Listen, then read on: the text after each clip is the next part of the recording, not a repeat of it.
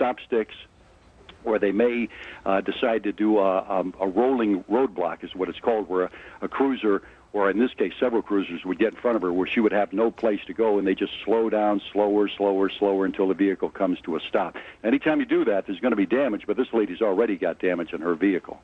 Yeah. What about attempts to communicate with her over the radio? I know in some situations that... Go ahead. I got to tell you, from a law enforcement officer standpoint, when you employ the media, when you get them into the act, generally speaking, most reporters don't want to be a part of the story, but would rather be reporting it like we're doing right now. Yeah.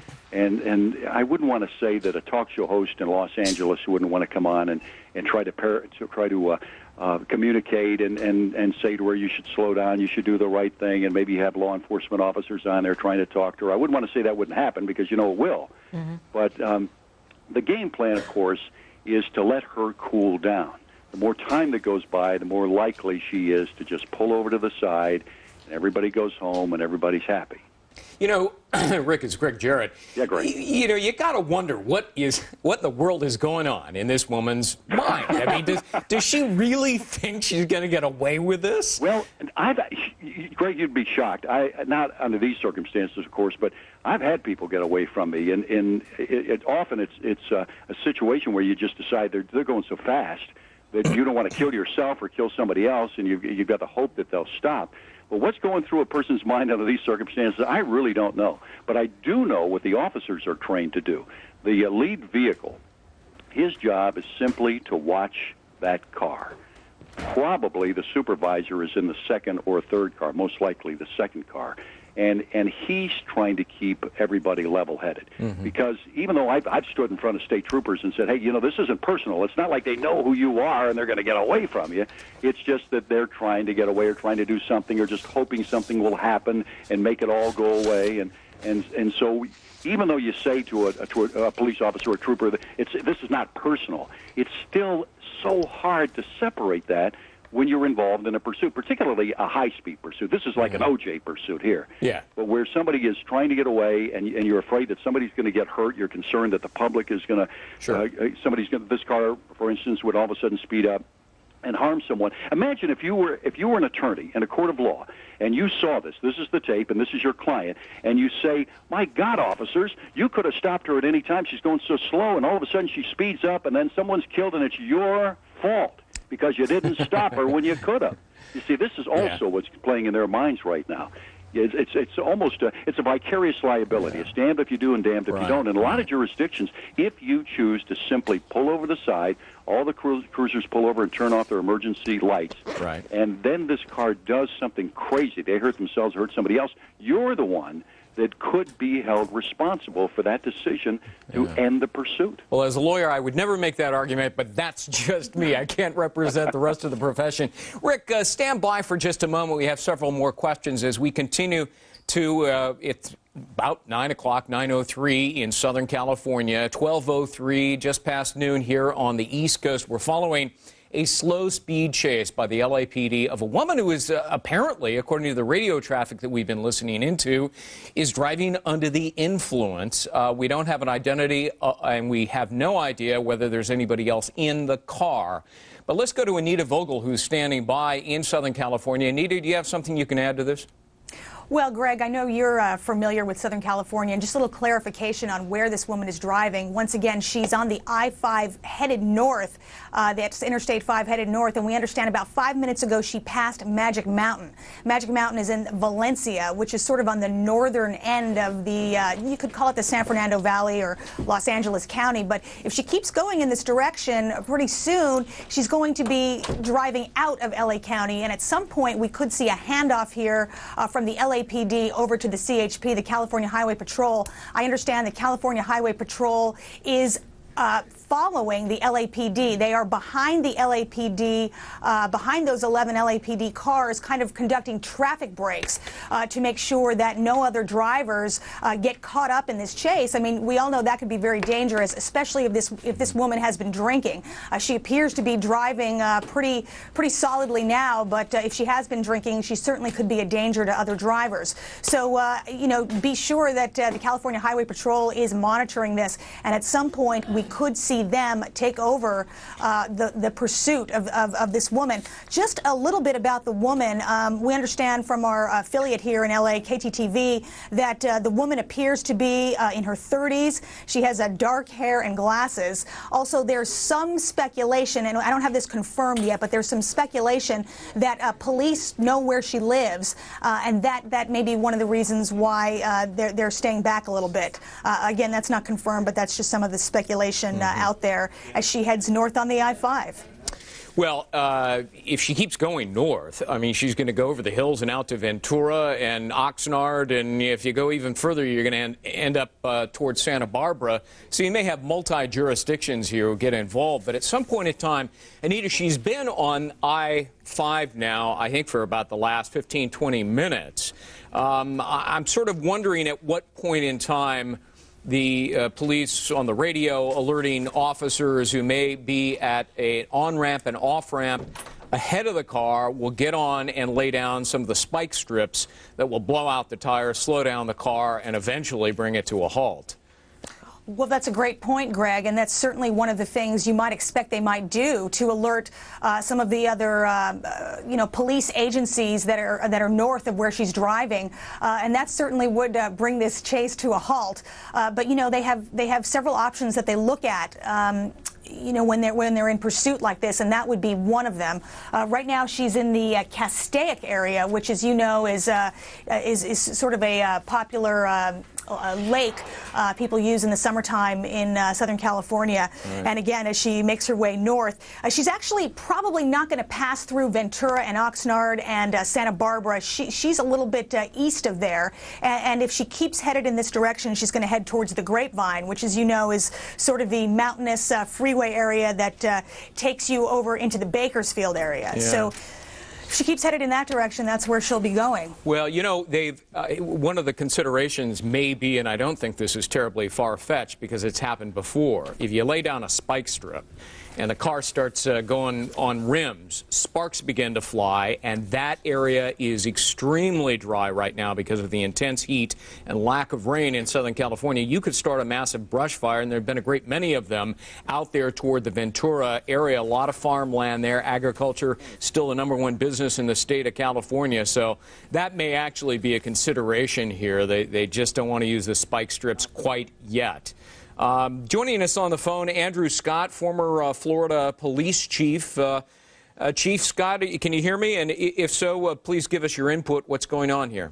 Sure, I can hear you quite nicely. And from what I can see, getting involved in a chase is always a sticky predicament with law enforcement. You're damned if you do and you're damned if you don't. However, the policy has been pretty much for the last 15 years down in South Florida, and particularly throughout the state of Florida, that unless it's a forcible felony, officers are not permitted to give chase. The other thing is that if you've got a helicopter that is capable of following the vehicle, as I think they may be able to do as such, the prudent thing would be to just back off, try to prevent any other traffic from getting onto the expressway, and it looks like the LAPD is doing a fine job with that. But the issue of pursuing a DUI, which, from what I can see, she seems to be straddling the lanes quite nicely. It doesn't seem to be worth the exposure. And I know Chief Bratton personally, and I think he's done a hell of a job with regards to what he's done in L.A., LAPD. However, the issue of the chasing an individual that is a non-felon at this time, though, from what we know, and if the individual can be identified and if the individual can be traveled through a helicopter, tying up the expressway such as this is probably perhaps overkill and may add to a little bit more of aggravation than needs to be done under these circumstances, given that it appears to be at this time a misdemeanor. I don't know very much more with regards to what the original stop was concerning the chase. Chief, there is what's known as the pit maneuver, the precision immobilization technique, and apparently, it goes something like this. A police officer with his car kind of bumps the suspect and causes it to sort of skid around a little bit and hopefully bringing it to a halt. When is that used? Well, normally that's used rarely in the state of Florida here. If you're going to use the pit movement, and I know it's used predominantly out west, I would think that the pit movement would be used if the driving is so egregious and that the act in which precipitated the stop and subsequent chase was that of a forcible felony, then it would be appropriate. Under this circumstance, and I don't know Los Angeles PD's policies on this, but under the circumstances, I don't think that this would warrant that. But then again, I'm not familiar with their policies. I know that it would not be done in the Florida area based upon the policies that have been agreed upon by almost all of the state's chiefs of police and sheriff's departments relative to that type of maneuver. All right. In fact, it was tried about 20 to 30 minutes ago, and we have videotape of that on the left-hand side of your screen. There it is. So they bumped the car. It skidded, went around in a circle twice, came to a halt. But and it looked as though at the time that police officers had her completely surrounded, and she was stalled there and stopped there for a time, and there was a bit of a standoff, as you can see on the left-hand side of your screen. But then she started up again and managed to get around the police officers. Rather inexplicably, we thought this was over, and we were about to wrap it up when that happened. Let's go to Tim Gahn, who is our assignment desk manager, standing by. Tim? Hey, yeah, we're just sitting here. We're listening closely into KCV's chopper, their chopper pilot, who's Will Kohlschreiber, knows this area better than anybody, knows the traffic patterns. He's pointing out that usually this part of Interstate 95 is crowded when going southbound, but there isn't much traffic going that way today. Yeah, and Tim, let me interrupt you for a second, because I thought I just saw them lay down a spike strip. I think you're exactly right. I think we did get a spike strip that's thrown out there, so we'll have to keep a close ear and eye out to see if they actually get tires. I'm going to listen to this chopper pilot for a minute. I'll break back in if he gets you an update. All right. Tim, thanks very much. Tim Gahn is on our assignment desk. He's monitoring the chopper pilot conversation. But I couldn't quite tell from my monitor whether or not the spike strip was successfully laid down, but it doesn't look as though that car is slowing down one bit. Police are still hanging back. Slow speed chase. If you're just now joining us, 12 minutes past the hour. This has been going on now for about 45 minutes. Slow speed chase, possible DUI. What's unique about this one is that the driver is a female, dark hair, sunglasses, and they apparently know where she lives. They've likely been able to trace the gold tan sedan. It apparently belongs to her and is not a stolen vehicle. But there are more than a dozen police units that are in pursuit, but at slow speed, so as not to aggravate the situation. We began to pick this up in Mission Hills, California. At one point in time, the vehicle was on the eastbound side of Highway 118, exited 118 into Laurel Canyon area, picked up speed, got back on Interstate 5, which basically runs the entire length of the state and into Oregon and Washington area. And if she keeps going straight, she's going to get into Ventura and then up into Bakersfield. Let's go back to Anita Vogel to help us out with some of the information you've been able to get. Anita?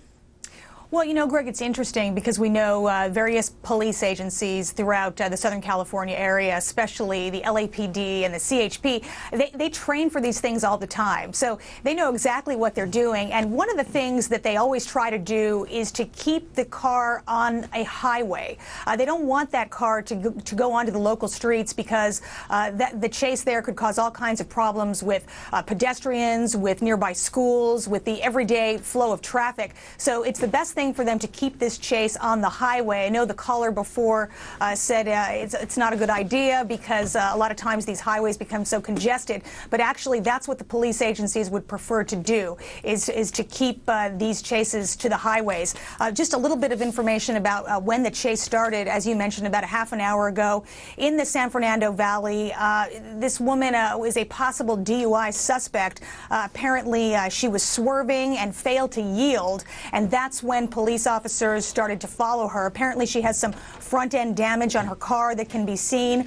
Police believe she's alone in the car. They're not sure of that, but they haven't seen anyone else. Right now, there are at least 11 LAPD units in pursuit, and at some point here, if she continues north, we suspect that the CHP, the California Highway Patrol, would take over this chase. But for the time being, you know, all they can do, all they're doing, it seems, is following the car and sort of taking her lead and waiting her out. Now, I know you mentioned that police had put out some spike strips before. We haven't yet seen that, or we haven't seen anything happen as a result of that. So that still may be something that police decide to employ, but we're kind of waiting to see. Yeah, let me turn to the guy sitting next to me right now who has a long and distinguished history in law enforcement, Joe Cardinale. Joe, you know, time is on the side of law enforcement here, right? Oh, yes, most certainly. They're taking their time now because right now what's paramount is the safety to the public, and also they want to just see who they're dealing with. They might have some background on her by now, and they're going to just take their time. I mean, they're not in a rush. She's really not traveling at a high speed right now, so they're just going to monitor her. And like they said before, maybe she's going to her house, to her residence, and they're just going to follow over to that location. They probably have cars set up over there already. You know, a vehicle in the hands of a drunk driver is a dangerous instrumentality, but they have apparently concluded, nonetheless, she's not a dangerous felon, and thus they're not escalating this to a high-speed chase and trying to push her and stop her and so forth. They're just keeping it at a low, slow speed. And they may be waiting until they get out into more of a rural area, less traffic, further north of Los Angeles, where they might try yet again another pit maneuver, because that was successful at one point in time about 20, 30 minutes ago, but then she started up again and got around him. I don't know how that happened. I thought they had her completely surrounded and cornered, but she managed to, and there it is on the left-hand side of your screen. So tell us, there you bump the side back of the car, you spin it around, and then they surrounded her, and she was stopped. But they didn't surround her well enough, I guess, Joe. Well, you have to give them the benefit of the doubt with this. They also have to get a tactical point before they approach the vehicle. So they're not just going to go up on the vehicle. You don't know who you're dealing with at that point. And until you do, you have to, make sure you have the tactical advantage of approaching that vehicle. You don't know if that person is armed. You don't know, what the situation is inside the vehicle. So I guess they didn't have time to really assess the whole situation. Once they stopped it, they were just, going on the side of caution at that point, which is right, the right thing to do. So now they probably know who they're dealing with a little more, and like I said, they're going to take their time with her. But she's not a violent felon, but she's a felon at this point. Yeah. Now, according to KTTV, the local Fox station in Southern California, LAPD has given the chase over to the California Highway Patrol because they are likely in county jurisdiction now. And it may not be L.A. County anymore. Actually, it could be to the north of L.A. County. So CHP is taking control of it. But look, you're the former NYPD squad commander. Does everybody in this day and age have these spike strips and they can use that if they need to? Well, a lot of states do have them. A lot of jurisdictions do have them. A lot of states shy away from chases, period, unless it's, something that it's an absolute must that you have to chase. I don't know what the policy out in L.A. is right now as far as chasing. Apparently, they're just keeping it low-key right now. It's not high speed. But to use those spikes on the highway right now could be dangerous because the car could go out of control and go into another area. You don't know, like I said, it's a low-speed chase, but anything could happen. So like you had mentioned, maybe they are going to take it to an area where it'll be easier to contain her. Maybe she is heading to an area that a predetermined area that they feel she's heading to, and they're going to try it that way rather than throw the spikes down, let the car go out of control, cause injury to the officers, an innocent bystander, or even the driver of that car. When you've probably pulled over a bunch of people that did something similar to this. When you get them into custody, do they ever offer an explanation? Because we keep scratching our heads saying, what's she thinking here? You know what? For the life of me, you're just never prepared for what comes out of their mouth. I mean, it's just sometimes it's funny, sometimes, this isn't a laughing matter, but sometimes the explanations they offer, one of them is, I really didn't know you wanted me to stop. But I'm serious about it. I didn't know you wanted me to stop. Oh, really? I mean, we just bumped your car. You have 11 police cars following you. Well, I didn't know it was for me. try anything at that point because, you know, they're in custody. Yeah, just sort of an idiot explanation. This is a slow-speed chase in Southern California. It now appears that they are north of the city of Los Angeles. This driver is a woman, so that's pretty unusual. We don't see that many. And she was initially attempted to be pulled over by police for driving under the influence. But it does appear, and let's go back to Anita Vogel, who's standing by in Southern California. She's driving on the straight and narrow. She doesn't seem to be weaving all over 3 or 4 lanes, Anita. Right, so she may have not had that much to drink, and you know, Greg, she may not have had anything to drink. I mean, that's the speculation at this point because of the erratic way she was driving when the chase started. That's what police officers thought. One of the things we know that she will be charged with when she eventually stops is evading, along with a number of other charges that we have yet to find out about. But evading police officers will certainly be one of them. You know, as for the CHP, you were talking with your guest there about these spike strips and when and how they're employed. Well, we know that not every CHP car is equipped with a spike strip. Some of them are, some of them are not. And, you know, it's interesting when they sort of deploy them or throw them out on the ground, they actually can control that spike strip with a rope and a lever. They can raise it and lower the spike strip and sort of deflate the tires in a controlled manner. Of course, you know, that depends on how fast the car is going and all of that. But, you know, not every CHP car has one. Not every CHP car has a camera. And that's the situation with the spike strip. One of the other things the CHP always tries to do is, once they figure out who the driver is, to reach some of their relatives and their family members on the phone and try to get them to talk to the driver and calm them down and get them to stop and figure out what's going on. So that may be one of the things they're doing now, too. We just don't know.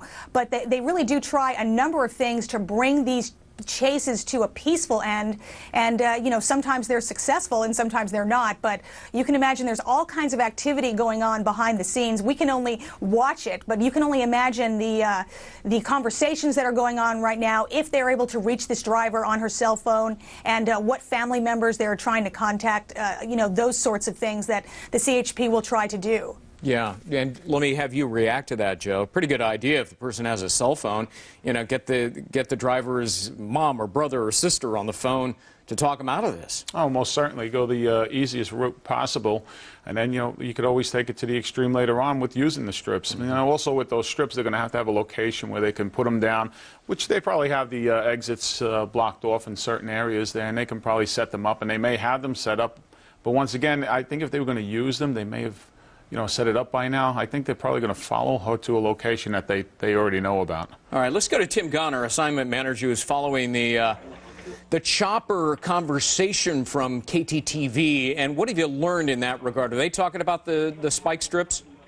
That's exactly what they're talking about, and I just wanted to jump in, and Anita gave us some good details on that spike strip. Now, the spike strips they use in this case are apparently 12 feet long, and part of the fear was they didn't want to put that spike strip across where they would have hit any of the tires of the CHP, which, by the way, the LAPD have now backed off this chase. This is a full CHP operation. They're taking lead in this.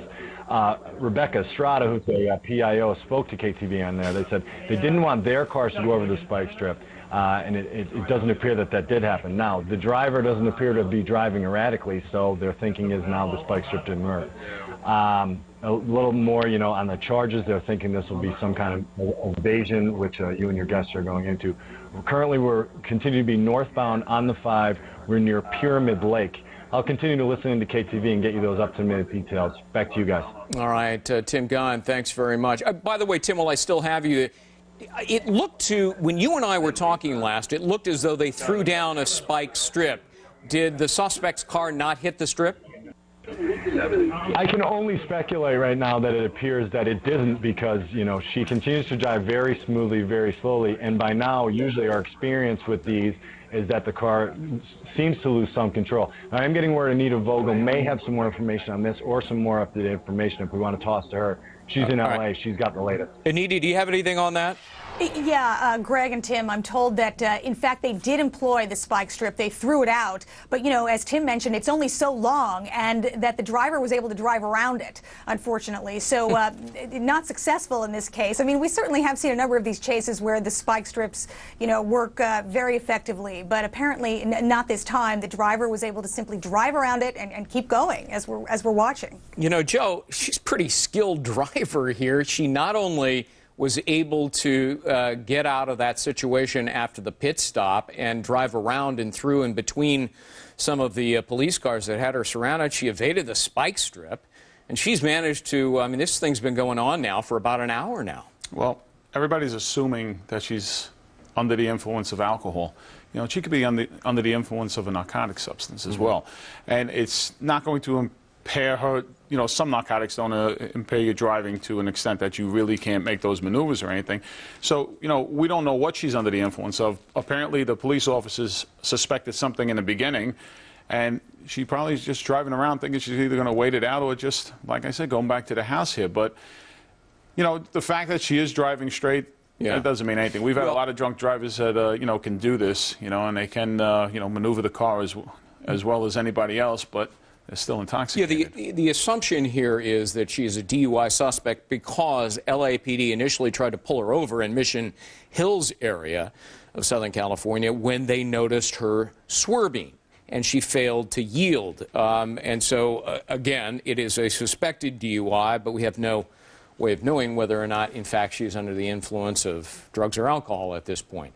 But this is a slow-speed chase that continues to unfold in Southern California. There you can see highlighted the vehicle, which is it's got some front-end damage now because she rammed into a police car while they tried a pit maneuver to bump the left rear, I believe it was, and the car spun around twice, came to a stop. They surrounded her, and she managed to start up again. And now she's on Interstate 5, which runs north and south and will head up into the Ventura and eventually up into Bakersfield area. But because they're out of LAPD jurisdiction now, the California Highway Patrol has taken control of the situation, and they continue to follow the same protocol of the LAPD, and that is to go ever so slowly. There were a series, Joe, of lawsuits that were filed as a result of chases by police, one quite notable that wiped out an entire family, an innocent family on an outing one day, and they were going through an intersection and they were slammed, broadsided by a vehicle that was fleeing police. And a wrongful death lawsuit that resulted in a settlement of millions of dollars. Changed the protocol in Southern California and a great many other nearby jurisdictions as well. And thus, you're seeing a slow-speed chase, no more high-speed chases unless there's a real dangerous felon there. Exactly. You hit it right on the head. Slow-speed chase. If this turned into a high-speed chase, I'm sure they would have terminated it by now. All right, and catch up with her another way, another time. All right, but right now it is slow speed, and the fact that they do suspect that she's under the influence of something, all right, they're just going to casually follow her like this, and that's it, because this is by no means, you know, going out of control or anything, just following her right now. And assuming the car belongs to the woman who's driving it, they know all about her now. Right, that's if the person, you know, I'm sure they're in contact with the owner if it's not her, asking who is, in fact, driving the car. So I'm sure they have enough information right now where they're confident that should she break this off and go a different way and they can't get her right now, they'll get her in another time. And I think we would have learned by now if this was a stolen vehicle in past car chases, that information is put out immediately. And we don't have that, so we're sort of operating on the assumption here that this sedan, gold tan sedan, being operated by a female driver suspected of driving under the influence is indeed the owner. But this is a situation in which he is likely, especially in this area north of Los Angeles, there isn't a lot of cover here. And there aren't a lot of trees and forests. It's pretty much wide open grassland and agriculture. And so, you know, she's not going to escape somehow. And then, obviously, in addition to the KTTV chopper, I think we also saw briefly a police helicopter that is following as well. Right. Yeah. So the situation in Southern California is is one that you typically see where police follow closely behind, but not so closely as to provoke or cause an accident or to drive up the speed. Let's go back to Anita Vogel with some additional information. Anita? Well, Greg, just a few more details about the car. We know this is a 97 Geo Prism that this woman is driving. And again, you made an excellent point when, you said we don't really know if this is her car or if this is a rental car. It's probably not a stolen car. We would have heard that by now. And we can only imagine that CHP officers are doing their best to come into contact with her. Now, interestingly enough, in this line of cars that are following this woman, one of them is in charge of this pursuit and calling the shots and talking to the other officers in the other cars and to the chopper pilot and exchanging information. And they can decide to cancel this pursuit at any time. That's under their discretion. But this certainly hasn't gotten out of control. And this woman has never apparently driven over the speed limit for the entire chase. I mean, this chase has been going on for about 45 minutes.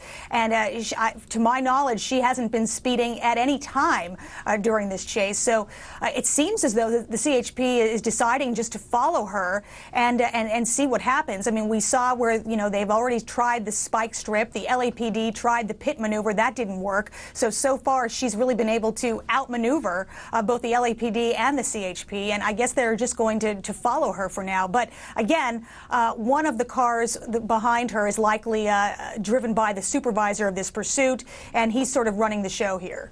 Driver is still continuing on Interstate 5, but north of Los Angeles now, just crossed the 113 freeway. If you are from Southern California, you're familiar with that. But on the right-hand side of your screen, there it is. And now we see at the bottom of the screen a couple of other black and white CHP that would appear to be joining in. And but they've tried one spike strip at one point in time. The driver drove around it. Anita, back to you. Yeah, Greg, this could get pretty interesting here fairly soon because I understand that there are two CHP cars ahead of her. I don't know how far ahead of her, exactly where they are, but apparently they could be getting ready to throw out another spike strip. So if she keeps heading in this direction, it's quite likely that she could head smack into more CHP units who are waiting for her with another try at a spike strip. So let's just wait and see here what happens. But obviously the CHP, they have cars and units and officers all over the state, the California Highway Patrol. So they have the advantage where the LAPD, they were sort of subject to follow her, but the CHP, they have cars everywhere. Joe, it looks like it's a three-lane at this point in time, which is, if I recall, just north of Los Angeles, basically what it becomes in certain areas there. How about getting 3 or 4 vehicles in front of her and just slow down so that, and finally to a stop, so she box her in? Well, maybe the reason they're not doing that is because they are going to deploy these strips, and if they keep their distance, their cars will be safe. They probably have a predetermined location at this point where they want to attempt this, and they're going to give the space, and they'll get it to that location, know that the strips are down, and also that they're keeping the rest of the traffic off the highway. That's what they're going to. They know that nobody else is going to be at risk of getting their tires blown out. No other, vehicles are there but the police cars and her. And now they're getting a little closer, as you can see. So they might be able to either use the strips now or do, like you said, go in front, going back. But if they're probably going to throw those strips down at a predetermined location. Woman driver suspected of DUI. This was more than an hour ago now that the LAPD noticed that she was weaving across the roadway, and so they tried to pull her over. She failed to yield, and they followed her for a while at a slow rate of speed. She doesn't seem to be exceeding the speed limit, as Anita Vogel pointed out. That's the latest information we have. At one point in time, they did try to throw down a spike strip. She drove around it. Another time, they used what's called the pit maneuver, and they bumped the back of the car. It swerved. In fact, it went in a circle twice, came to a halt. They surrounded her, and she managed to elude them yet again. And here we are now. She's driven out of Los Angeles. She's north of L.A. now into county jurisdiction. There's the pit maneuver as you see it. She goes around once. She goes around, well, I thought it was twice, just once. And at that point in time, they had several vehicles, Joe, behind her. They had several vehicles in front of her. And she still managed to elude police. Rick Robinson joins us now on the telephone. Hey, Greg. You spent a lot of years with law enforcement, so what do you anticipate here, Rick? Well, I think, I enjoyed listening to Joe because it's obvious when a guy's worked the streets how it comes out in some of the comments he made about the way, the things that people say to you when you've arrested them for all kinds of crimes. I had a guy once who was drunk, had a seatbelt on because it held him behind the steering wheel. You just never know what people are going to say. This may be that they're planning a particular place where they're going to try to stop her. I don't know. My thinking is they have identified her, and see, for a law enforcement officer, that's crucial because if you're going to take your case to court, because that's ultimately your goal, you want a successful prosecution. As I teach law at National College just outside of Cincinnati, and that's one of the things that I'm constantly stressing, is that law enforcement officers can't just assume anything. You've got to be able to raise your right hand and swear this is the person that was behind the wheel of that car driving in this way and violated these code sections of the law. Mm-hmm. Rick, what would you charge her with? Well, there's a number of things that I've seen in the time I've been watching, which is almost the entire chase.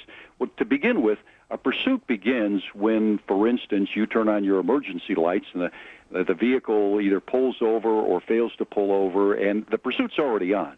So you've got failure to yield to an emergency vehicle, which is pretty much a universal violation of the law.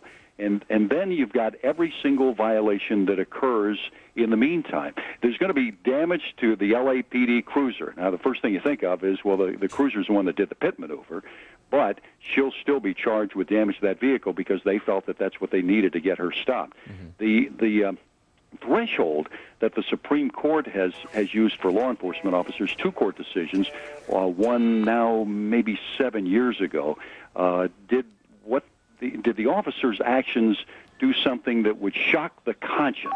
Now, we're about to see something happen right here, it sure looks like. And that's going to be how this officer and all these officers are going to be judged. Did they do something that a regular person would say, Mother of God, what were you thinking that you did that? If you can perform your duty in such a way that you and I would say, you know something, if I were in his shoes, that law enforcement officer, I'd have probably done the same thing. Right. You're in pretty good shape. Joe. Then there was the more recent decision that said that law enforcement officers can use whatever force is necessary. It's a use of force continuum up to and including deadly force if they feel that this person is such a great threat to other people on the roadway, pedestrians, whatever it may be. Now, right now, I'm not seeing that, but it does appear as though they are setting up for something, whether it's stop sticks, which, to be perfectly candid, I thought the officer simply didn't get him out all the way. I saw him pop up from the abutment, it looked like, and they are about 12 feet long, but I don't think he got him even into the lane where she was located. I think you're right about that, Rick. It sort of looked as though he did it last minute very quickly, and the driver was able to go around him because he couldn't get it out fully. What are they, about 12 feet long, 15 feet long? Typically, you want them to be just about as wide as the roadway, and those little things that stick up in the stop sticks are hollow, and they're deposited into the vehicle so that when you, instead of blowing the tire like you would if it was an honest-to-God spike, you've got these hollow, if you didn't just envision a bullet, for instance, it's hollow, goes up into the tires, and then the air is let out pretty slowly, so you've got, hopefully, a controlled stop. Now, you brought up something, Greg, that I thought was pretty brilliant, and that was that in this part of the country, it's so dry, do you want to take a chance on starting a fire as a result? They know the world is watching them right now. They know that Fox News is watching everything they're doing and you know, second guessing to some degree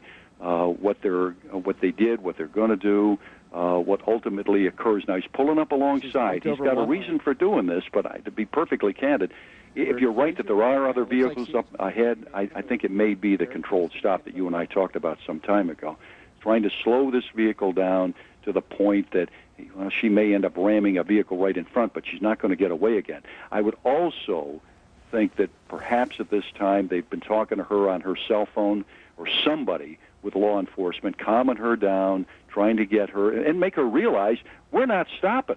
This is going to go on until you run out of gas or you pull over. We're not going to just stop this police pursuit and let you get away with it. Yeah. Well, maybe the officer was. He's now pulled back, the one who was almost parallel. And Joe Cardinale, let me get your input. Rick, stay with us, because I'm coming back to you in a second. But maybe they just wanted to eyeball her and make eye contact with her. And, you know, what do you think, Joe? Well, he sped up, and if you notice, she didn't speed up. He was able to get next to her. If she starts going faster at that point, he'll back off. There's trucks on the road, as you can see right now, and I guess that's a concern for them. I guess they're trying to get to an area where there are no other vehicles other than the police cars and her, and it might be taking a little time. But the conversation is probably the key point right now. They probably have some kind of dialogue established with her, and you don't know what she's telling them. You don't know whether she might have a gun in the car, and she might be telling them, listen, if you come near me, I'm going to kill myself. So you don't know what's going on with the dialogue right now, and you have to take that into consideration, that they do know, all right? They do know. They have the advantage right there, and they're playing it by ear. So they're probably, it might be something where they're just going to talk her out of it at this point, and hopefully she'll slow down. If not, they're going to have to take her out another means. You know, you don't know what's going on in her mind right now, other than what she's telling them. Well, she's well north of Los Angeles. The next major town that she's going to be coming to is Bakersfield, which is, you know, a fairly sizable city north of Los Angeles. You go past that to Fresno, and you can go all the way north to San Francisco. She'll run out of gas eventually, Joe. So eventually, but it's, you know, it's one of those gas-friendly cars, so I mean, yeah, it could go on for a long time. Geo Prism, a 1997 Geo Prism, and she has been moving roughly 40 to 50 miles per hour, but never exceeding the speed limit. I mean, maybe she thinks she's not going to get in trouble if she doesn't exceed the speed limit. Well, she's also, you know, going into different jurisdictions at this point, so, you know, there'll be multiple jurisdictional charges, I'm sure, on this, depending on, you know, what they're going to hit her with. But like I said, they might have some kind of knowledge about her. She might be mentally unstable and capable of doing other things that she may have tried in the past, so they might be aware of this, and they're just playing it by ear. I mean, you could break the chase off any time you want, all right? There's got to be a reason why they're not doing it at this point, and the reason's got to be is that she probably poses a threat to herself, or they feel that because of the initial condition that they suspected her of, being under the influence, she still can cause, you know, a problem for somebody else out there. So they're just slowly monitoring her right now. Every now and then they're going up, getting closer. They might want to just get a closer look. Maybe she said something to them. Maybe she said, listen, I have this, I have that. And they're trying to get a look to see what's inside the car. Yeah. You notice they didn't get right next to her, all right? So I don't think that's what they want to do at this point. Right. So that's a, you know, a good possibility that she does have something in the car that's, you know, that could be Anita, you've been working your sources. Back to Anita Vogel in Southern California. What have you learned? Well, Greg, let me just add, and certainly, you know, your guests could tell you this better than I could, but of course, as we watch these chases, we have to keep in mind the #1 concern among police officers is their safety. That's the #1 concern. After that, the next thing they concentrate on, believe it or not, is drunk drivers, then someone who stole a vehicle, and then wanted felons. So in all of this, we need to keep in mind they're not going to do anything to risk their own safety. And let me just tell you, based upon where this woman driver is, if she keeps going north, she's in Gorman now, she's going to hit an area known as the Grapevine. That is a very, very steep, windy part of I-5. I've driven it many times, and it's something you do not take with a lot of speed. It is a very dangerous area, especially in the winter. We see a lot of accidents there because the roads get very icy. Obviously, that's not the case now. We're in the dead of summer, but she's going to have to be very careful as she maneuvers those roads over the Grapevine, and this chase could become a little more interesting at that point. Now, I don't know how far away she is from the Grapevine right now, but she's definitely headed in that direction, and we're going to see her take some steep turns, and it is very, very windy, mountainous part of I-5. So we'll be watching for that, because I can tell you from where she is, she's pretty close to that area now. Yeah, and the trucks always, the tractor-trailer rigs always have a difficult time making the incline there, and some of them slow down to about 10 miles per hour because it's very, you're right, the Grapevine is very, very steep. But that might also afford law enforcement an opportunity there in the event that it gets a bit congested. You know, Rick, are you still with us? Rick Robinson, former state trooper in West Virginia, and you've got some experience in this sort of thing. Would you use that as an opportunity if you could, or not? Well, you want to use everything that you have at your disposal, and now that we know that that is ahead, I think that's a pretty good likelihood. And it's not that a vehicle is going to slow down that much, but there probably is going to be some degree of congestion. I have noticed that because the traffic is so light, I'm pretty confident the law enforcement officers have just been stopping vehicles from coming onto the roadway. But there are other vehicles that have already been on there, like some of the trucks that we've seen go by.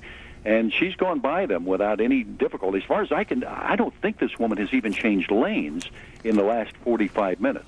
She's going straight as an arrow, and I think the speculation that they know who she is and they think they know where she's going, I'm pretty confident that they're talking to her on a cell phone. And I think, as Joe mentioned, when they pulled up alongside, I think that's a pretty good possibility that she's made some statement that they wanted to come up and verify, or just look inside the vehicle. It appears as though she's alone, but for all we know, she may have a small child, a baby, right next to her on the seat, and we just can't see it. So they wanted to check it out visually. Yeah, I think that's a good likelihood. But you realize again, as Anita mentioned, officer safety is certainly paramount, and in my judgment, then next the public safety. And so they're weighing this, and they also, I'm telling you, they are keenly aware that Fox News is being watched literally around the world right now, and that the decisions they make are going to be judged for perhaps years to come. If it's one of those things, if you make a good decision, then it's usually pretty quickly forgotten about. You make a bad decision, or what appears to be a bad decision, and it echoes throughout eternity. Yeah. I think she's hitting the incline of the Grapevine for two reasons. Just the landscape looks like it, and second of all, she's been passing some of the tractor-trailer rigs who have a tough time making the incline there of the Grapevine. And so, and there are some opportunities. I mean, the exits there, if I recall, are every 5 or 6 miles. So there's an opportunity for others. And there's the pit maneuver, as we saw it earlier. They tried that, and it worked, but she got away from it. Now, at some point in time, they might try it again. Well, they want to keep themselves at the advantage. And I know it's so easy for us to sit back and say, well, they could have just driven a cruiser right up against the front of the vehicle. But there again, if she had a weapon, or if she has threatened that she would harm herself, then you're faced with, you've made a decision that was not the best decision as it was presented. And as I mentioned, oftentimes you can be in the same type of situation time and time again and make the same decisions, and they're right, and then that one time when it simply doesn't work out the way it did so many times before, and then you're judged by that. So they're very much aware that the way they control this is going to be viewed by people in courts, in law enforcement classrooms, on Fox News for perhaps weeks and months ahead. Yeah. You know, Joe, there was a car in front of her. We just saw it a moment ago. She was stopped. They did the pit maneuver. There was at least one black and white who was in front of her. Was there a reason that you can think of why they didn't just finish her off right there? There has to be an underlying factor here, because to go into a congested area from an area that was isolated, and desolate as far as traffic goes, now you have tractor trailers over there, and believe me, these truck drivers know what's going on right now. It's all over the CBs and everything, and a lot of times the truck drivers like to jump in and try to help out and say, can we do anything? Cops are probably telling them, just lay low, stay out of it, just give us our room over here. Right. There has to be some kind of underlying factor with who may be in the car, what might be in the car, or what she might be saying to the police, because I think they would have taken their opportunity by now to, they've had plenty of time to, sit back and just say, all right, we'll put four cars up here. This is a nice area. We'll put 2 cars in each lane and force her into the middle lane, and then put the strips down ahead of her, and then she's going to hit it. We won't hit it. I think they would have done that by now. Let's go to our assignment manager at the desk, Tim Gunn, who's been listening in to some of the chopper conversation. What have you learned, Tim?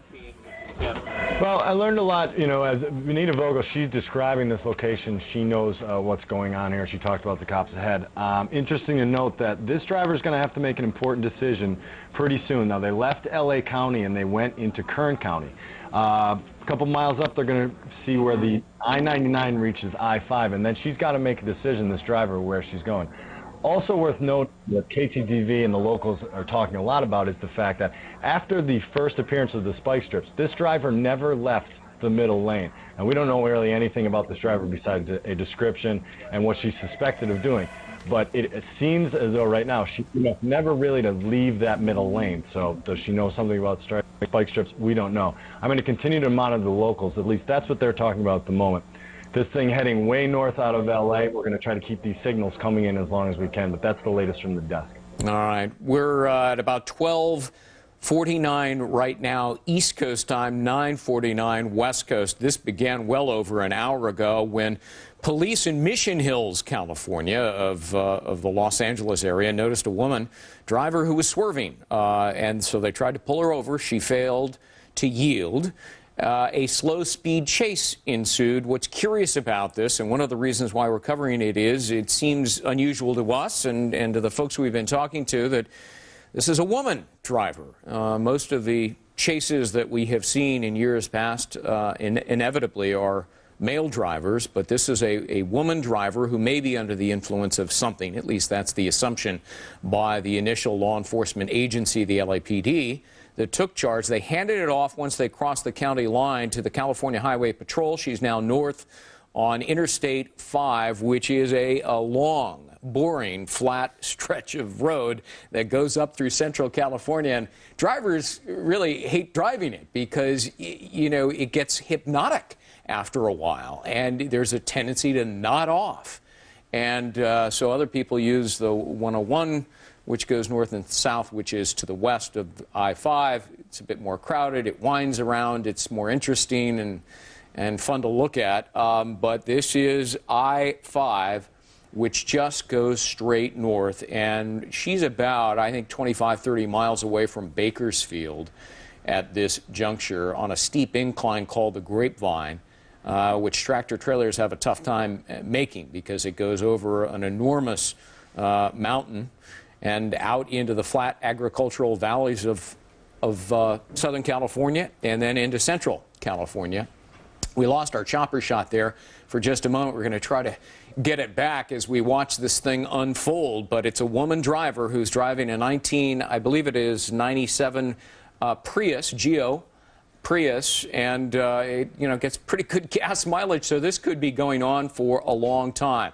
They've tried a couple of maneuvers. First, they tried what's called the pit maneuver, in which they bumped the back of her car, and she spun around. She stopped. They had her cornered, and in fact, here it is. Earlier, the pit maneuver. You'll see it here in just a second. And then she managed to get away. So they threw these spike strips out on the road. She drove around it, but it did look as though they weren't able to fully deploy it. There it is, spinning around the pit maneuver. Precision immobilization, I think, is what it stands for. But it was perfectly, Joe Cardinale, executed, wasn't it? Yeah, I think it was executed great. But like I said before, if you look at the way they're positioned right now, they don't know who they're dealing with. And before they approach that vehicle, they're going to make sure that like we said, their safety is paramount. And well, right maybe they thought she had a gun. I mean, exactly. You have to assume when you stop almost just about any car that somebody's got something. That's the way the police officers are trained. I mean, your safety right there. I mean, they're giving you the out right there, but they're also looking at who they're dealing with right now. They're not approaching the vehicle. They're trying to give us some orders, and maybe they're trying to get some other cars in position, but by that time, she takes off again. All right. A woman driver, Southern California, and now if she keeps going, she's going to be in Central California. She's heading north. She's north of Los Angeles County into Kern County, as our assignment manager, Tim Gunn, pointed out a moment ago. He's listening in on the chopper traffic. A couple of efforts to stop what may be a female drunk driver has failed, but police are not escalating the situation. We're going to pause, take a quick break. We'll be right back with more of our continuing coverage.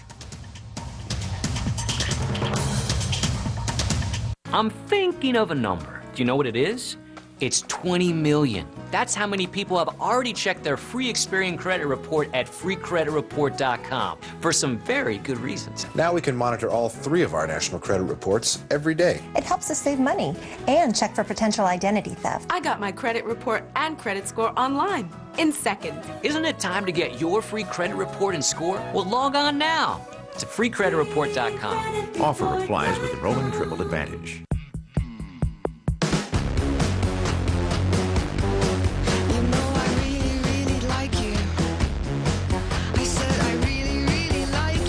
smaller and lighter, with high-speed internet, a 2-megapixel camera, and email in over 130 countries. It has the intelligence you require, with the beauty you desire. The all-new BlackBerry Curve, only from AT&T, the world's leading provider of BlackBerry service. Singular's name is now AT&T. A bladder control problem doesn't stop you from doing the things you want to do, but it can be a pain to deal with the interruptions. It doesn't have to be that way. Enablex is a prescription medicine that can help reduce leaks and accidents for a full 24 hours. Enablex is specifically designed to target the muscles that control the bladder. And more control means less interruptions. You should not take Enablex if you have certain types of stomach problems, glaucoma, or have trouble emptying your bladder. Side effects of Enablex include blurred vision and, more commonly, dry mouth, constipation, indigestion, and abdominal pain. Reduce leaks and accidents for a full 24 hours with once daily Enablex. For life less interrupted, ask your doctor about Enablex. We're looking live at a car chase in Southern California. The chopper view is back up from this one from KABC, the ABC station in Southern California. This has been going on now for about an hour and a half. It initially began in Mission Hills, California, Los Angeles proper, and a suspected drunk driver who is a woman failed to yield. Police gave chase, but slowly, so as not to aggravate the situation. She drove out of L.A. County. She is now in Kern County, north of Los Angeles. She's going to have to make a choice pretty soon as to whether or not she's going to stay on I-5, which runs north and south. She's going north now. She might want to cut over to the I-99, which would take her into essentially Modesto and eventually Sacramento if she went north. She'd also hit Fresno as well. Police are following closely behind. They bumped the back of her car in a pit maneuver and spun it around and stopped her, and it appeared as though it was over and she was cornered. As you can see on the left-hand side of your screen, that's the pit maneuver earlier.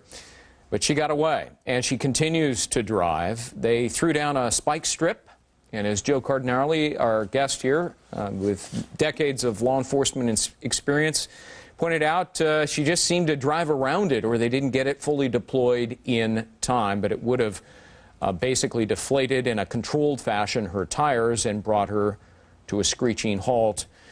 But now she is north of Los Angeles, and we were talking also earlier about one of the concerns may be it is very dry there. It hasn't rained in a long time. Spike strips will deflate the tires, but sometimes drivers just keep going, indeed on rims, and you see the sparks fly, and that's how brush fires begin. And if you think I'm just kidding, it's happened before. In fact, they have a terrible time up in Ventura County, north of Los Angeles, Joe Cardinale, with brush fires that are started from car accidents.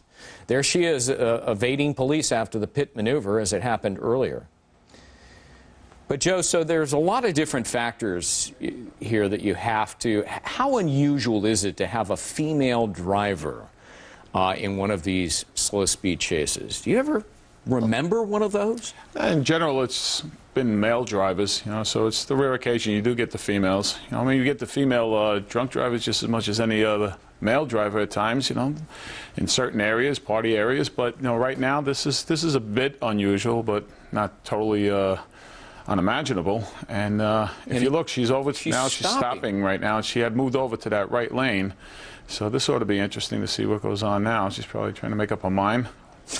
She's slowing to what appears to be about 5 or 7, 10 miles per hour, but not coming to a full stop, which invites the question, and we can't see it here, whether or not she actually has a vehicle, black and white, in front of her. She may have several of them in front of her, but we can't see that right now. We're going to pause here to put this on delay, and I'll explain that in just a moment. It spiked her at the 166 there. I think it spiked her at the 166 there. I think Bakersfield CHP took over.